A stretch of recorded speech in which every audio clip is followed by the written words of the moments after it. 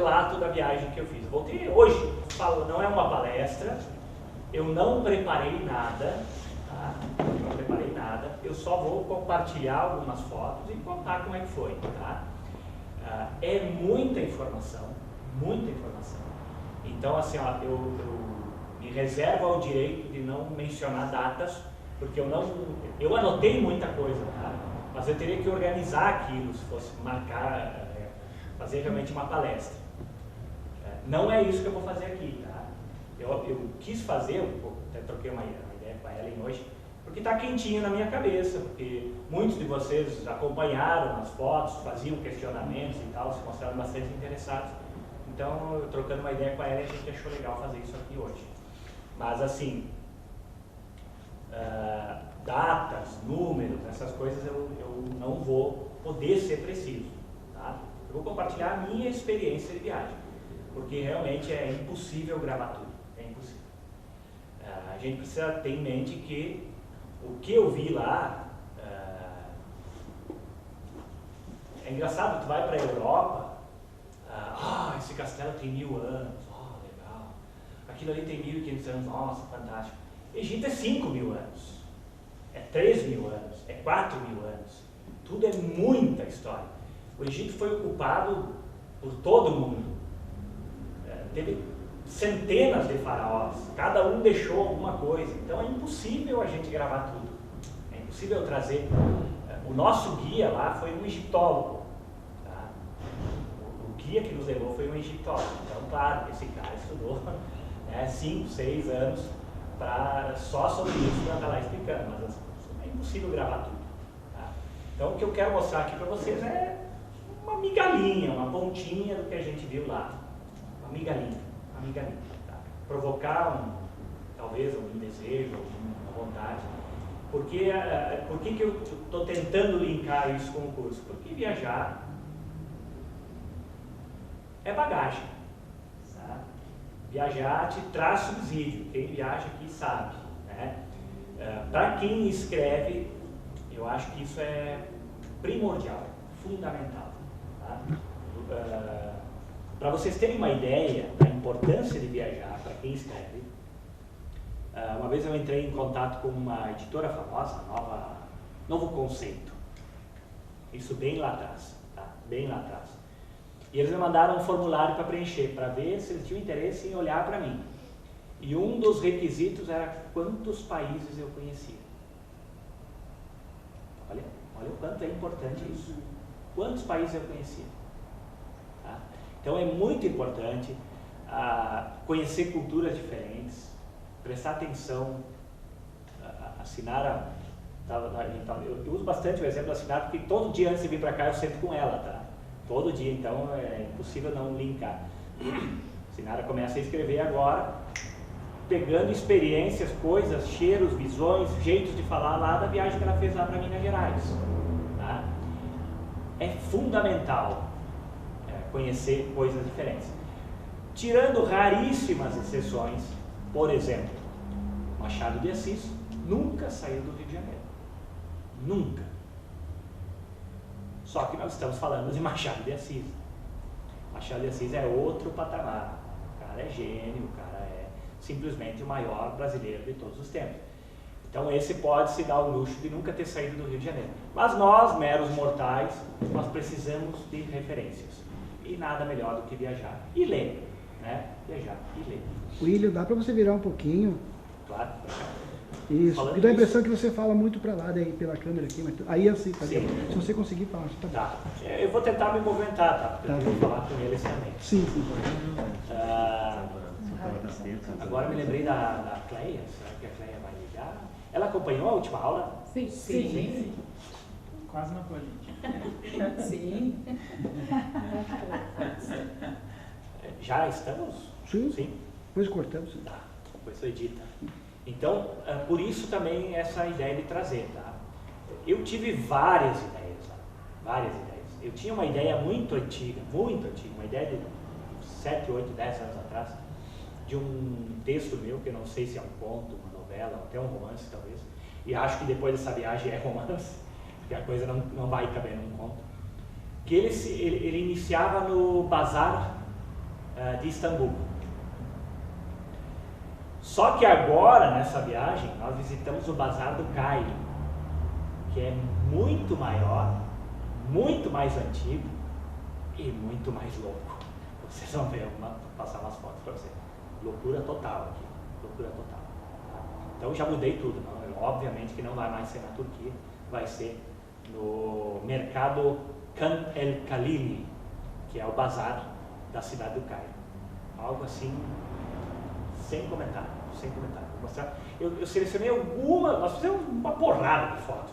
E a Sabri fez muitos com o celular dela, que é muito melhor do que os meus, do que o meu. Só que eu vou trazer os do meu, tá? Porque como eu disse, eu não tive tempo de preparar nada. Chegamos nessa madrugada, era 3 horas, tá? Eu dormi 4, 5 horas essa noite. 8h30 a gente já estava na agência, 9 horas. E estamos aqui, né? Tocando agora, vai ter que ganhar dinheiro de novo para a próxima viagem, né? Não é fácil, mas vale a pena cada minuto. Lá foi muito corrido, assim, ó, pauleira total, de acordar 2, 3 da madrugada para os passeios. Obviamente que eu e a Sabrina fomos absolutamente insanos, a gente fez todos os passeios possíveis. Não recomendo, principalmente para pessoas de mais idade, porque não dá para aguentar, chega um ponto que tu não aguenta mais. É pauleira mesmo. Nós éramos um grupo de 6 brasileiros, 3 casais. Um casal era um desembargador e uma juíza, outro casal era o diretor da Receita Federal, casado com uma mulher que tem uma empresa de construção. Lembrei de ti, até falamos bastante de arquitetura. E eu e a Sabrina. Então, muita troca de experiência, a gente conhece muita coisa, é muito bom, muito legal mesmo. Então eu vou passar as fotos e vou começando a contar, tá? E vocês podem interferir a qualquer momento. Eu não vou saber, eu não vou me ater a datas, a números e talvez nem a nomes específicos, tá? Porque só Ramsés, vocês sabem que teve 16, né? Só Ramsés. Justamente isso que nós vamos querer saber. O que eu souber, eu vou falar, tá? Mas só para exemplificar o tamanho do problema, sim, só Ramsés teve 16. Fora todos, Akhenaton, Tutankhamon, todos os outros, né? E mais as suas mulheres, e mais os sacerdotes, então é muita coisa mesmo, tá? Vamos ver se eu consigo projetar aqui para a gente começar a brincadeira. Digamos assim, esse bazar ainda é um modo de vida deles ou é algo mais turístico? Não. Como é? Esse bazar tem 900 anos, tá? Só o mercado tem 900 anos. Mas é piazinho perto do que tem lá, sabe? As pirâmides têm 5.000 anos. A pirâmide de Saqqara tem mais de 6.000 anos. Então é muito louco. E até hoje a gente não sabe como isso funciona. Não, interrogação. discordo de ti. Você sabe? É.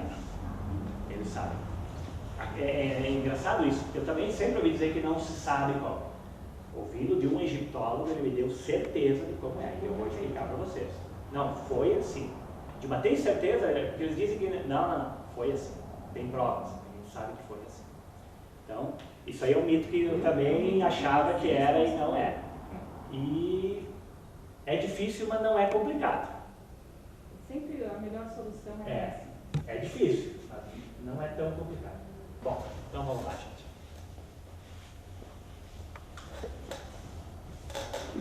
A gente pegou um voo vou contando tudo, tá? Não sei se vai dar tempo, porque tem bastante coisa. A gente pegou um voo da Qatar.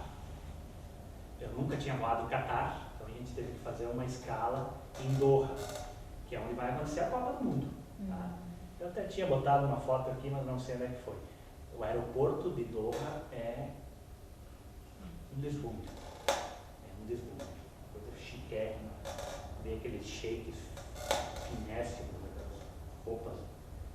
Tem o tal do urso, você já viu o urso? Eu fiz uma foto, mas não está aqui. Depois vocês procuram na internet, tem um urso, que é uma atração turística do aeroporto. Urso gigante amarelo, todo mundo está lá fazendo foto. Então a bola da Copa está lá, então toda aquela fugida. Então nós fizemos uma escala em Doha e depois voltamos para o Cairo. Na verdade, tu passa, né? Doha é lá no Oriente Médio e depois voltamos para o norte da África, que é onde fica o Cairo, o Egito. Na manhã seguinte, a gente fez o primeiro passeio da manhã, foi a Mênfis. Vocês já ouviram falar de Mênfis? Né? O professor vai me corrigindo e participando. Ele estuda do Egito e o Baixo Egito. E eles guerreavam, aquela folia toda. Né? Até que eles finalmente conseguiram unificar o Egito. Quando eles unificam o Egito, eles elegem Mênfis como a primeira capital. Então tem toda uma história, né? Inclusive esotérica, ocultista, tudo começaria em Mênfis. Todo o conhecimento que a gente tem hoje começa em Mênfis. Né? Dizem que o famoso Hermes Trismegistus nasceu em Mênfis. Vocês já ouviram falar de Hermes Trismegistus? O pai da alquimia, enfim, o cara que fez o que teria trazido para os humanos a escrita. Para os egípcios é o Tote. Ele que inventou o bibliopapiro. Que inventou a escrita hieroglífica. Né? Então Mênfis tem toda essa importância, tá? De ser a primeira capital do Egito. E lá não tem muita coisa em Mênfis. Assim, ó, é o lugar menos interessante de ver, mas que tem uma importância para o Egito fantástica. Mas realmente não tem muita coisa. Tem essa estátua do... Vocês conhecem esse cara? Consegue identificar? Esse é o Ramsés II. Esse cara fez e aconteceu. Né? Tem essa estátua dele gigantesca. Deixa eu ver se tem outra estátua dele, talvez. E tem essa que é a segunda maior esfinge do Egito. Ela só não é maior do que a das pirâmides. Você enxerga bem? Estou conseguindo. Quer de repente ficar um pouquinho para o lado? Tá? Essa é a segunda maior esfinge do Egito. Está até bem conservada. Tá? Então, o que eu quero mostrar para vocês é isso aqui. Ó. Isso aqui tem toda uma simbologia que a gente nunca sonha. Tá? O Ramsés, a história da arte egípcia se divide em 3 partes. Tá? A realista, a idealista e a terceira eu não vou lembrar o nome, porque é o nome deles lá, que agora realmente me foge, tá? Teria que pesquisar. Mas a realista pintava eles como eles eram, obviamente. Né? A idealista, aperfeiçoada. A frase do Ramsés II é idealista.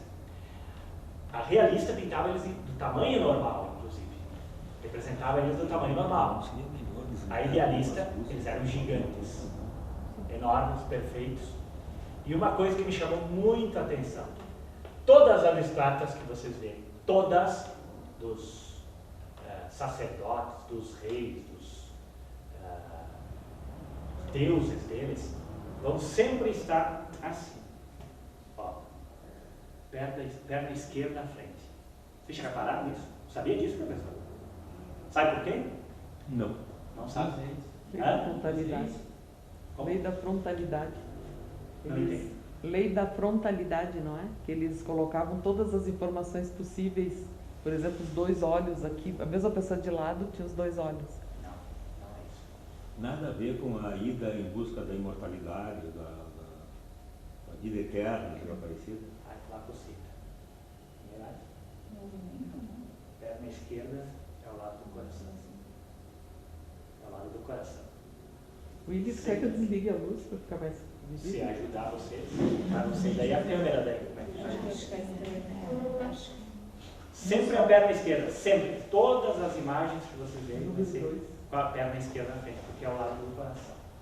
Então, claro que o coração denota, né, ação, força, movimento, paixão pelo que faz.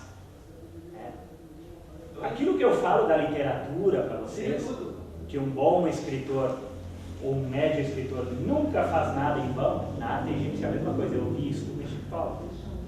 Nada do que eles faziam era em vão. Tudo tinha um sentido, né? Um significado por trás. Isso vale para a literatura, para nós. É impressionante. Isso aqui é gigante, tá? Parece pequeno, mas não é. Aqui a primeira esfinge do Egito e a segunda maior até hoje. Isso aqui está em Mênfis, tudo em Mênfis. Tá? De Mênfis nós fomos para Saqqara. É só o que tem de interessante em Mênfis. É a esfinge e a estátua do Ramsés, não tem mais nada. Tem umas outras pedrinhas ali. Claro que aquilo tem 6.000 anos, então tu olhar para aquilo, né? Foi trabalhado pelo ser humano, tem toda uma história.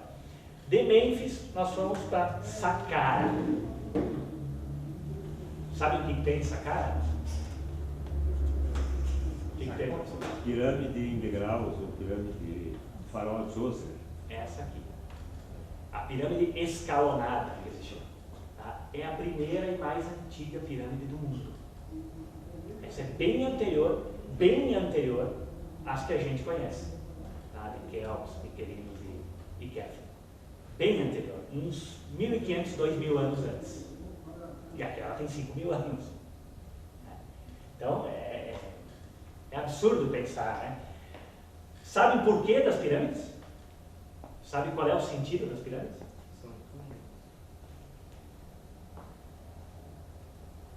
Alguém arrisca mais alguma coisa? Não. As pirâmides eram, tá certo? Guardadas Os tesouros É para ser eterno, né? Mas por quê? Por que esse formato?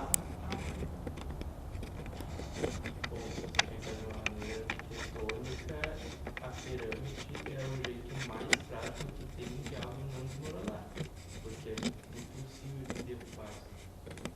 Mas pode ter alguma coisa a ver com estar apontando para o céu. Talvez a questão do ascender sempre, né? Exatamente. Da ascendência. Uma maneira deles subirem, De ascender. né? Deles subirem. Porque eles acreditavam na vida após a morte, na vida eterna após a morte. Né? Eles acreditavam piamente nisso.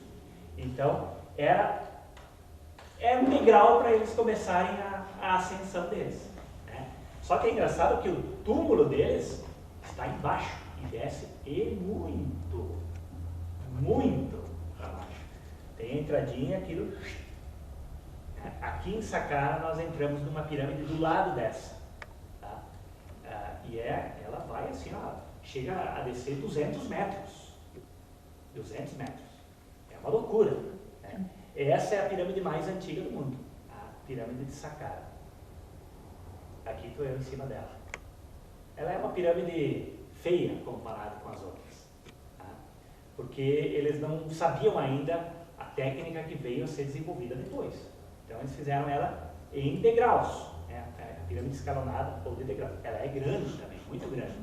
Só que a de Keops, por exemplo, dá umas 5 dessa aqui. Não sei se alguém conhece as pirâmides maias no México. Eu achava que aquilo era grande. Essa de Saqqara, que é pequena, dá umas 4 daquelas maias. Sabe que eu estava pensando a semelhança, porque elas também são escalonadas. As maias são escalonadas. É diferente, né? As maias são escalonadas. Outra época e outro continente. Mas aí tem uma coisa que eu quero chegar lá depois, né, sobre a construção das pirâmides. Aqui está ainda a pirâmide escalonada, está bem deteriorada. As pedras são pequenas, diferente das de Gizé, que são pedras enormes. Essas são pedrinhas pequenininhas. Tá? Tá, e que nem deixa eu te perguntar, Will.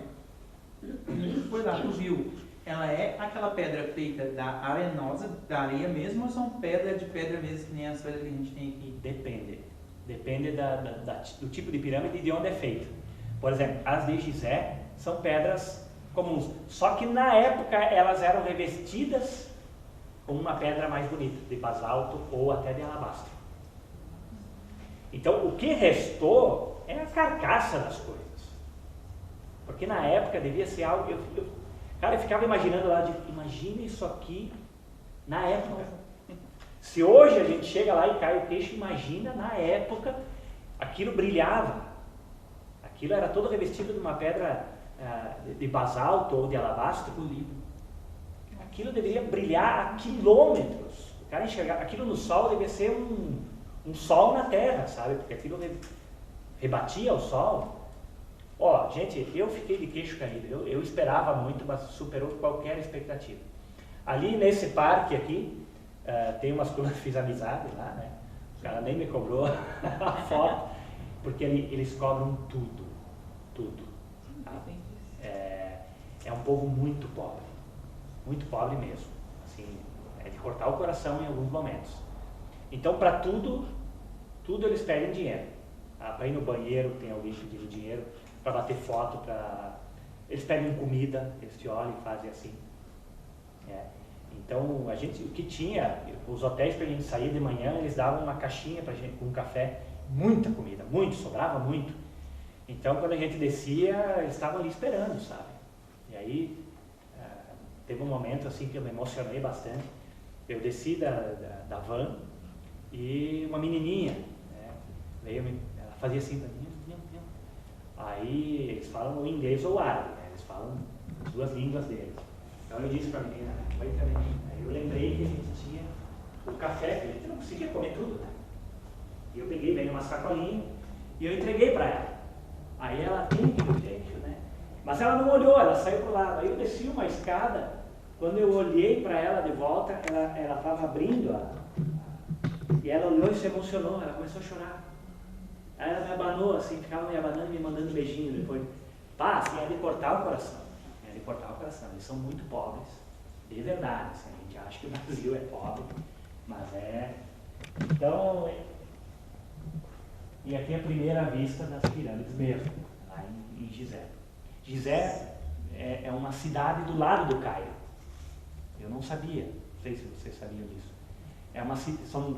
A grande Cairo, eles chamam, são 3 cidades, Gizé, Cairo e uma outra que eu não vou lembrar o nome agora. Então, elas são encostadas, é como a grande Porto Alegre, assim, né? Canoas e Porto Alegre, tudo junto ali. Mas é próxima à área urbana da cidade, né? Sim, fica do lado da cidade, bem do ladinho mesmo. E aqui chegando, você enxerga, né, as pirâmides ali, então, pá, te dá uma... A energia deve ser... É fantástico. Olá, meu amigo, aqui quem fala é o Willy Bergaminhoz, direto do Cairo, direto do Egito, direto do complexo de Gizé, aqui apresentando para vocês a 7ª maravilha do mundo, a pirâmide de Quéops, a maior, a mais perfeita, aquela que é considerada a maravilha do mundo antigo. É uma alegria estar aqui, é uma energia que vocês não imaginam. Depois eu vou trazer mais informações para vocês. Um abraço. A pirâmide de Quéops é uma das 7 maravilhas do mundo antigo, só de Quéops. Eu não sabia disso também. Sabia disso, professor? Eu achei que eram as 3 pirâmides. É só de Quéops, que é considerada uma das maravilhas do mundo. As outras não. Absolutamente mágico. Ela tem uma energia realmente, para quem gosta dessas coisas, eu sou ligado nisso. É muita gente, Você não pode pegar nenhuma pedra de lá. A minha mãe me implorou para trazer um cascalhozinho. Eu roubei uma muito disfarçadamente para ela. Eu queria pegar mais uma, mas aí eu fiquei com medo, porque o Egito é um país militarizado. Tá? Tu vê soldado com metralhadora em tudo que é lado. Então, eles têm um policiamento bem pesado, assim. Impõe medo no primeiro momento. Mas eles são muito tranquilos, assim. De modo geral, não vi nada.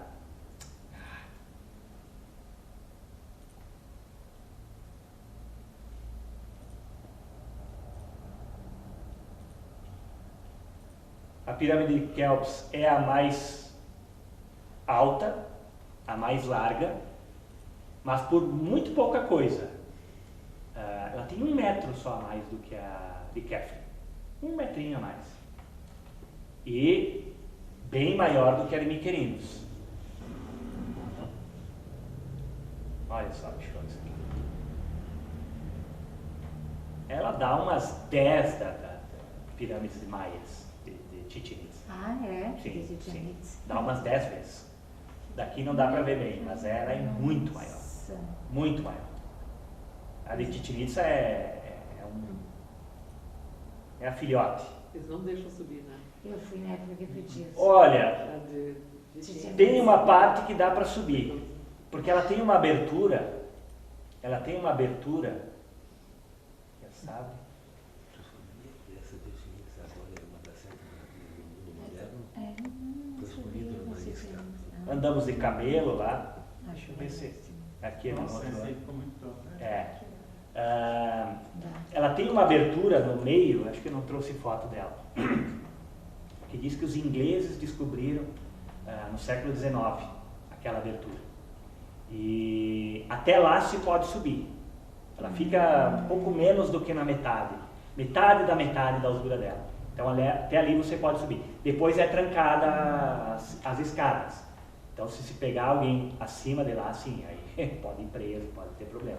Mas até lá pode entrar legal. E pode entrar, inclusive. Ah, entra, né? né? Só que aí você tem que pagar, se eu não me engano, 20 ou 30 dólares. Eu não entrei porque diz que não tem nada lá. Não tem nada. O que acontece nas pirâmides? Isso aqui é bem legal. Foi tudo saqueado. Tudo foi saqueado. Quando os descobridores mesmo acharam e começaram a explorar, não tinha mais nada lá dentro. Nada. Inclusive nas tumbas dos reis. Por que Tutancâmon ficou tão famoso? Você sabe por que Tutancâmon ficou tão famoso? Professor, me ajuda. Foi o primeiro túmulo de faraó encontrado praticamente intacto, né? Exatamente. Porque os outros todinhos Tinha sido. foram saqueados. Eles não encontraram nada dentro de nenhum dos outros. E Tutancâmon foi encontrado por pura sorte. Sabe como é que foi encontrado, professor? Não sabe a história? Existe um lugar, que depois eu vou mostrar umas fotos para vocês, chamado Vale dos Reis. É um vale no meio do deserto, não tem nada, um lugar seco, quente pra caramba lá, onde encontraram 62 tumbas de faraós. 62. Tá? Numa mesma região. Assim. E Ramsés VI, se eu não me engano, tem a tumba dele. E ele construiu em cima da de Tutancâmon. Não, o contrário. Tutancâmon construiu embaixo. Ramsés em cima e ele construiu bem embaixo. Então, por isso, a de Tutancâmon não foi encontrada. Porque os saqueadores encontraram a que estava em cima e jamais iam imaginar que logo embaixo tinha outra câmara daquelas, outra tumba. Dentro da pirâmide. Não, Não. no Vale dos Reis. É um lugar bem distante dali, não tem nada a ver. É em Luxor, perto de Luxor. É uma região onde eles... Porque o que aconteceu? No início eles enterravam os faraós em pirâmides. Eles achavam, né? Vamos fazer a escada para subir. Cada um queria fazer uma obra maior do que o outro, né? Só que aí eles descobriram que construíram pirâmides ficava muito fácil com o tempo, né? Com o passar do tempo, eles descobriram que ficava muito fácil de os saqueadores saberem onde é que estava o túmulo e ir lá roubar. Porque estava muito na telha, né? Imagina um troço desse tamanho, que dá para ver da lua, se enxerga da lua, as pirâmides, né? Dava muito na telha, então eles começaram a esconder os túmulos. Aí eles criam o tal do Vale dos Reis, que é longe dali, no meio do deserto, inacessível, seco, um lugar terrível e escondido, o máximo escondido possível. Só que mesmo assim eles descobriram, né? Com o passar de muito tempo, né? De milênios, eles descobriram. E a de Tutancâmon não foi descoberta porque foi feita embaixo de um dos Ramsés VI, se eu não me engano. Descobriram a do Ramsés e não encontraram a do Tutancâmon. Os arqueólogos, isso já do século XIX, pesquisando, né, as tumbas e tal, chamaram um piazinho, um gurizinho, que tinha as equipes egípcias para ajudar, um menininho egípcio que estava carregando água para os egiptólogos, ingleses e franceses, cai dentro de um buraco e aí descobrem a famosa tumba de Tutancâmon. Ao acaso, sem querer, um piazinho de 10, 12 anos, que é muito famoso lá no Egito, tem quadro dele por tudo, né? E aí descobrem intacto 1 tonelada de ouro dentro do túmulo de Tutancâmon. 1 tonelada. E desconfiam os egiptólogos que a de Tutancâmon era uma das que menos tinha, porque o reinado dele foi um dos mais curtos. Ele morreu muito jovem, não se sabe nem muito bem do que, como, estão até hoje pesquisando. E a profundidade das tumbas tinha a ver com o tempo de reinado do faraó. Então a de Tutancâmon era uma das mais rasinhas. porque ele reinou muito pouco tempo, morreu muito cedo. A do Ramsés II, por exemplo, tem quase 200 metros. Eu fico me perguntando o que tinha lá dentro da do Ramsés, que governou por quase 70 anos. Ele foi faraó por quase 70 anos. E mas, se é proporcional a riqueza com a profundidade da tumba e com a riqueza dele próprio, né? Porque o Ramsés II levou o Egito a um patamar nunca mais alcançado depois, né? E nem antes. Imagina o que tinha lá dentro da tumba. Se na do Tutankhamon tinha 1 tonelada de ouro, imagina desse cara. É impressionante. Tá? Aqui a esfinge. Você sabe o que é uma esfinge? Sabem exatamente o que é uma esfinge? Ela vem dos gregos, do Decifra Meu Devote, ou isso é anterior? Essa é uma historinha, pelo menos foi o que me disseram, que é uma historinha que conta pra gente. Isso é dos gregos, só que a esfinge é muito antes dos gregos. A esfinge é egípcia, antes dos gregos. E diz que o enigma dela não tem nada a ver com isso. Isso é uma história dos gregos. Essa é da história do Édipo, né? Isso, é uma ficção, né? É uma ficção, exatamente. Mas ele se apropria pensando nessa. Exatamente, tá? Mas diz que o enigma da esfinge mesmo era coisa de iniciada, era coisa bem profunda, muito mais profunda que isso. E diz que não tem nada a ver. Os egípcios, de verdade, ficam até bravos quando tu vem com essa aí do homem que caminha com 2 quando é pequeno, 4 quando é pequeno, 2. Diz que não tem nada a ver com isso. Tá? Diz que o enigma é outro, é bem mais profundo, não tem nada a ver com isso aí. Tá? Ela está aqui tem a de Quéops, que é a maior, a de Miquerinos tem 1 metro a menos, e aliás, de Kéfren, que tem 1 metro a menos, e a de Miquerinos, que é bem pequenininha. A esfinge está completamente alinhada com a de Kéfren. Portanto, desconfia-se que o rosto da esfinge é o rosto de Kéfren, do faraó Kéfren. Tá? Tudo é suposição, né? Alguns documentos indicam por aqui, por ali, então tudo é suposição, não dá para saber ao certo. Mas é bem possível que o rosto da esfinge é o rosto de Kéfren.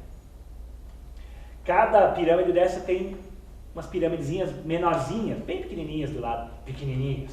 São enormes, né? Sim. Mas perto disso aí são umas coisinhas, né? Que eram das mulheres deles, tá? Das esposas deles. Então, mas tu nem enxerga, né? Porque aquilo ali toma a tua visão, todo o teu espanto, todo o teu... É impressionante, né? Não tem como explicar. Tudo que eu falar aqui vai ser assim, uma palavra jogada, assim. Porque tu estando ali, tu fica, quando tu vê aquilo, tu diz, meu Deus. E a construção, a gente falou da construção. Eles sabem como foi criado. Não foi ET, você fala que foi ET, eles ficam furiosos, porque você desmerece um povo que sabia muito. Né? Como é que eles construíram? As pedras vinham de longe, ou dali, né? Algumas dali, mas obviamente que não todas ali, mas tinha pedras ali, eles usaram, e outras vieram de longe. As pedras melhores vieram de longe, vieram lá de Assuan ou de Luxor. Então eles vinham pelo rio, eles cortavam as pedras, traziam em balsa e depois arrastavam até a pirâmide. Como é que eles erguiam a pirâmide? Se você parar para pensar, não é tão difícil de entender. Botava uma fileira de pedra, uma base de pedra. Aí eles faziam uma rampa de areia. Aí puxava a pedra para cima, faziam outro degrau, faziam outra rampa de areia. Eles iam enterrando ela. E depois de pronta, desenterrar.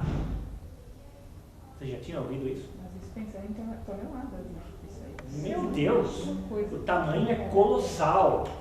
Não dá para imaginar. E a perfeição dos canos. Exatamente. Isso que me impressiona. Mas era assim que eles faziam. Eles enterravam ela, exatamente. Quando eles terminaram a pirâmide, ela estava completamente enterrada.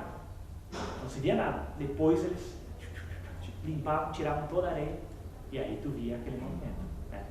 Toda ela era revestida por outra pedra semi-preciosa que brilhava ao sol e apontando para cima. Apontando para cima. Essa era a ideia. Quando eles descobrem que aquilo dava muito na telha para os bandidos, eles mudam esse sistema.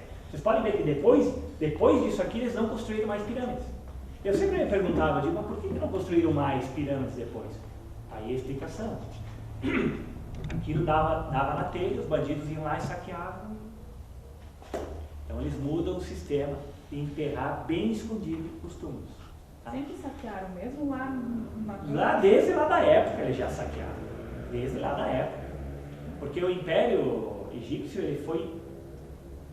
Bom, se a gente acha que o Brasil e a América Latina foi dilapidada, coitados dos egípcios. Dá pena mesmo. Se a gente acha que os portugueses levaram o nosso ouro, os espanhóis, os egípcios não sobrou quase nada deles. Porque eles foram tomados várias vezes. Os persas tomaram eles, os otomanos tomaram, os gregos tomaram, os romanos tomaram, depois vieram os ingleses, os franceses.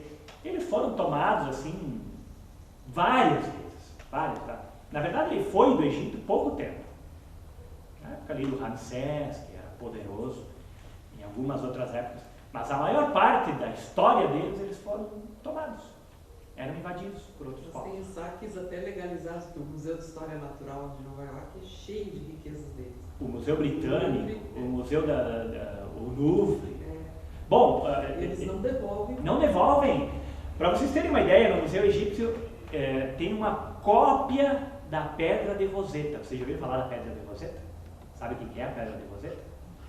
Napoleão levantou. Era uma pedra com o mesmo escrito em 13 idiomas. Exatamente. Que permitiu que fosse traduzido. Exatamente. Foi aí que foi o marco, foi o início de toda a compreensão de como é o Egito.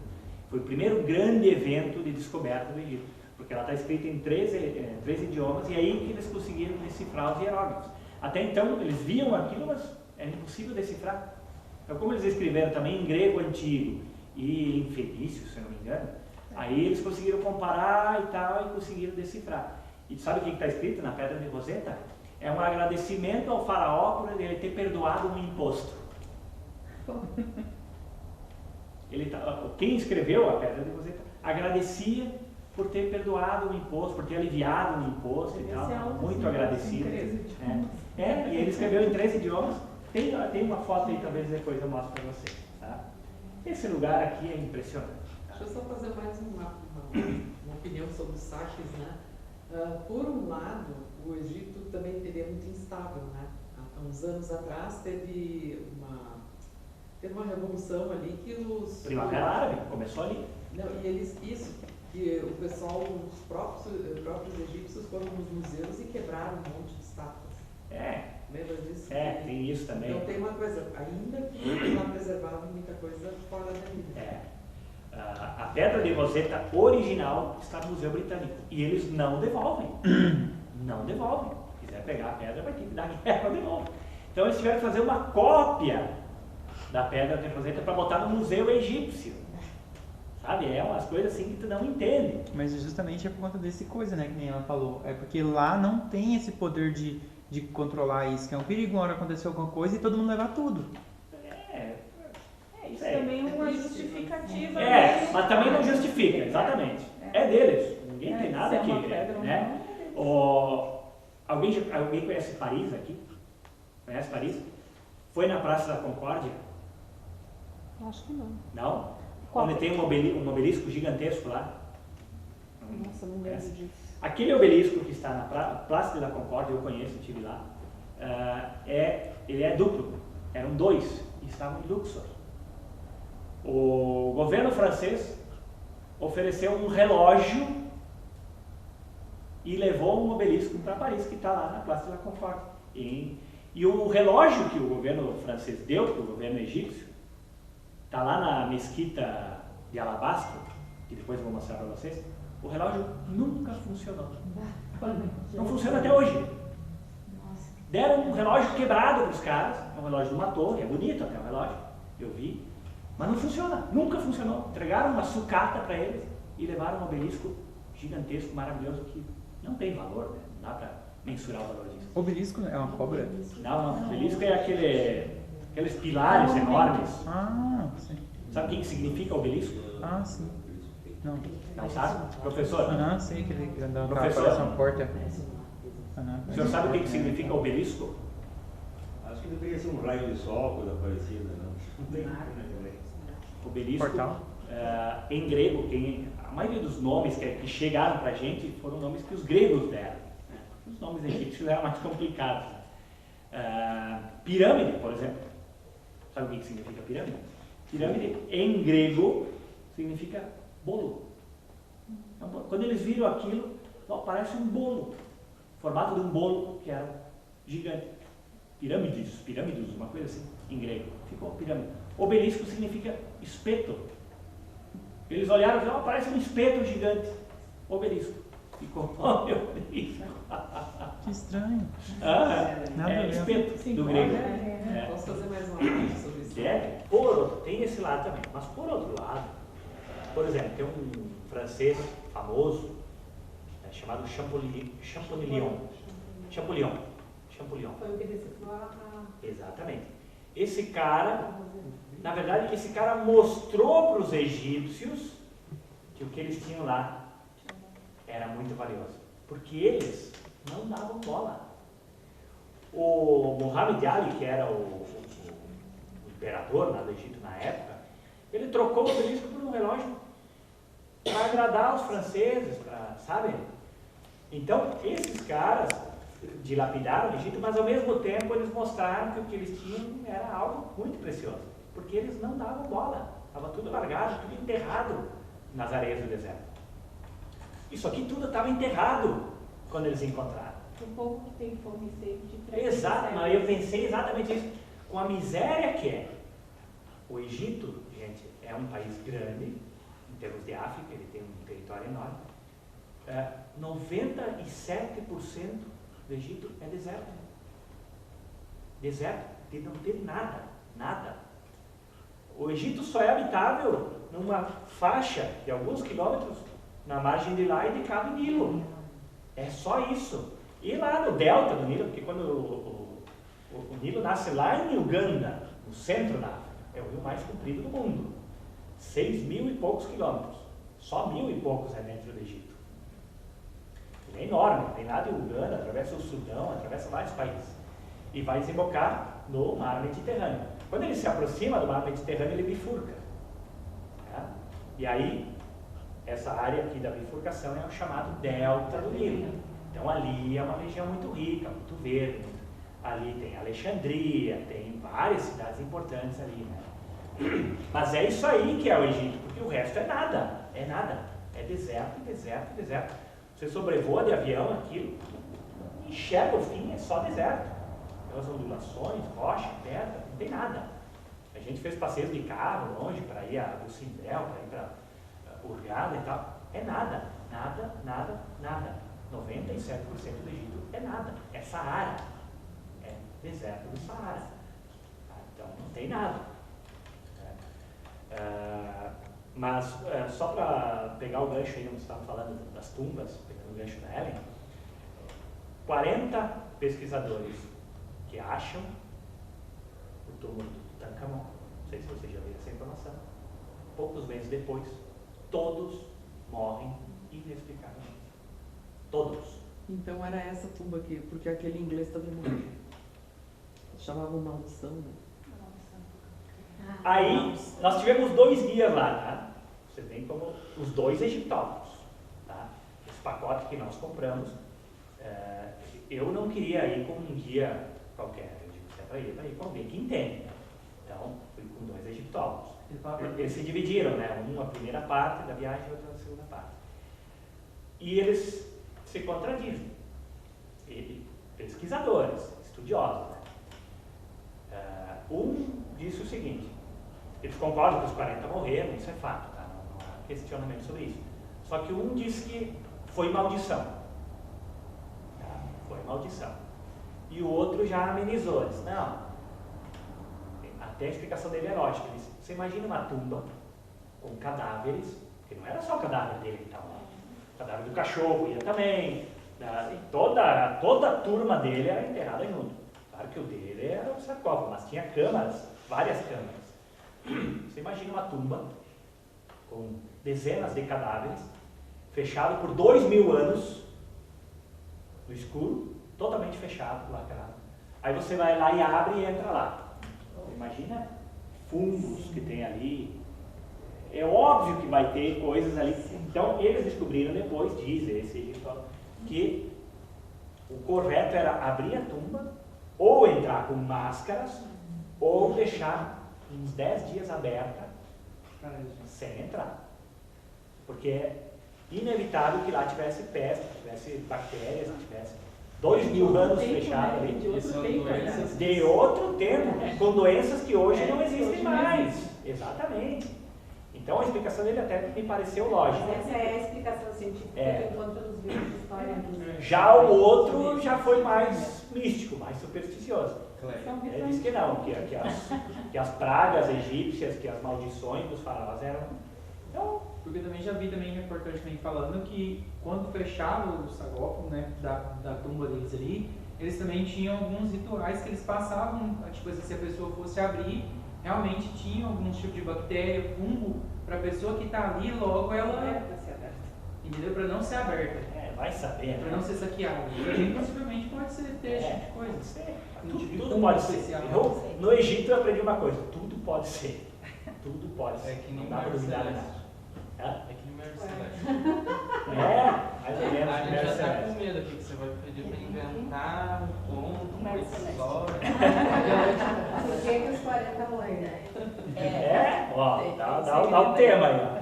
Então aqui é o complexo de Gizé, que é uma cidadezinha encostada no Cairo. A Grande Cairo tem 24 milhões de habitantes. 1/3 da população do Egito mora ali. 1/3 da população. É um caos, né? É um caos, mas um caos lindo. É muito lindo. O trânsito, gente, é uma loucura. Bom, em primeiro lugar, ninguém usa capacete. Nós vimos uma moto com 5 pessoas em cima. 5. Ninguém de capacete. Pirâmide de pessoas na moto. Exatamente. Não existe semáforo, farol não existe. Eu não vi. Muita buzina. Buzina o tempo inteiro. É buzina.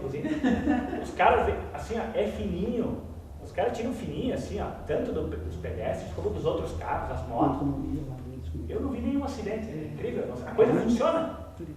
Eles vão se enfiando e gritam. Porque nem machuca também, né? Tudo que passa encostado nas pessoas.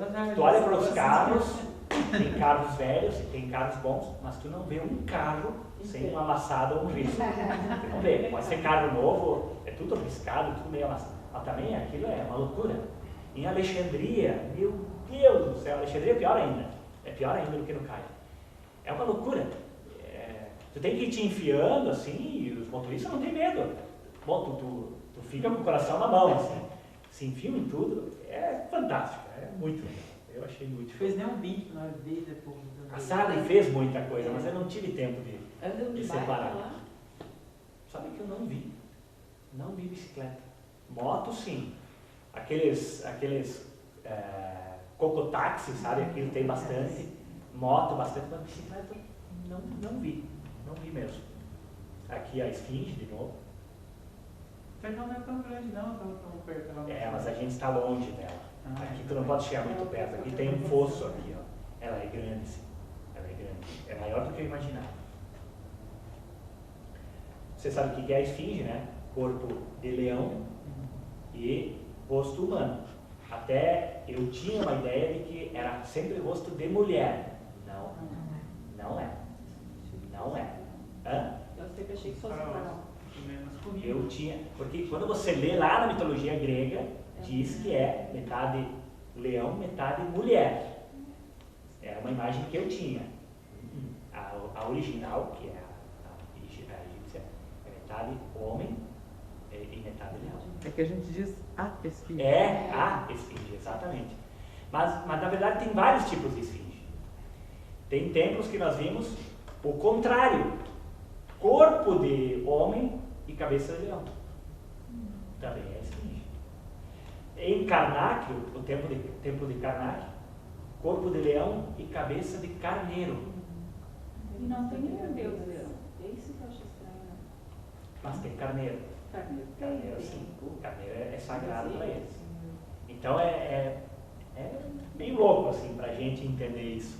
Aqui ó, estou em cima da pirâmide, para provar que é possível subir nela, não lá em cima, né? Mas olha o tamanho das pedras. Nossa, eu tava pensando. Olha o tamanho das pedras. Eu queria que você tivesse trazido uma dessa pra mim. É enorme. Enorme. Diferente da de Saqqara. Você viu? De Saqqara eram pedrinhas assim. Ah, e outro detalhe. A de Quéops, que é a 7ª maravilha do mundo, antigo, é de pedras grandes e perfeitas. Toda alinhadinha, toda simétrica. As outras não. A de Kefren tem quase o mesmo tamanho, ela é 1 metro só menor. Mas é de pedras pequenas, mal organizada. Se tu olhar bem ela, tu vê que ela não é simétrica. Ela é toda meio... Por isso que a de Quéops é considerada a maravilha e as outras não. Não é só porque ela é maior. Ela é mais bem construída. Ela é perfeita. Eu me lembro dos documentários, 300 documentários que eu vi sobre isso. Tinha uma delas que conforme o dia do solstício entrava a luz que iluminava. É a de Quéops. Outro detalhe interessante, não encontraram nada dentro delas, né? A não ser uma coisa, na de Quéops. Uma estátuazinha de Quéops, que é a única conhecida, está no Museu do Cairo, depois eu vou mostrar para vocês, desse tamanho assim. Quer dizer, a pirâmide é um colosso. E aí a teoria é de que Quéops era um cara, como é que eu vou dizer? Humilde. Olá pessoal, aqui é o Willy Bergaminhos, falo direto da Biblioteca de Alexandria. Gente, eu fico emocionado de estar aqui. A Biblioteca de Alexandria era o ponto onde os intelectuais do mundo inteiro se reuniam. Essa biblioteca atual está no exato local onde era a antiga Biblioteca de Alexandria. O farol de Faros ficava aqui do ladinho, né? Um colosso, um dos monumentos do mundo antigo, e representa a luz também que esta biblioteca representava na época. Na época havia 700 mil livros aqui. Hoje são mais de 2 milhões de exemplares. A área de leitura da Biblioteca de Alexandria é hoje a maior do mundo. Esse lugar é simplesmente espetacular. Não há palavras para descrever a minha emoção de estar aqui. Olá pessoal, estou aqui hoje na cidade de Abu Simbel, diante do templo de Abu Simbel, que é um templo dedicado a Ramsés II. Ele mesmo dedicou esse templo a ele mesmo, né? São 4 estátuas, as 4 dele mesmo, Ramsés II. Lá dentro deve ter mais umas 10 ou 12 estátuas dele mesmo, Ramsés II. Quer dizer, o cara fez muita coisa, foi um cara muito importante, mas uma coisa é inegável, o homem se achava, né? Ele tinha 45 mulheres, dentre elas a Nefertari, que recebeu também um templo em sua homenagem.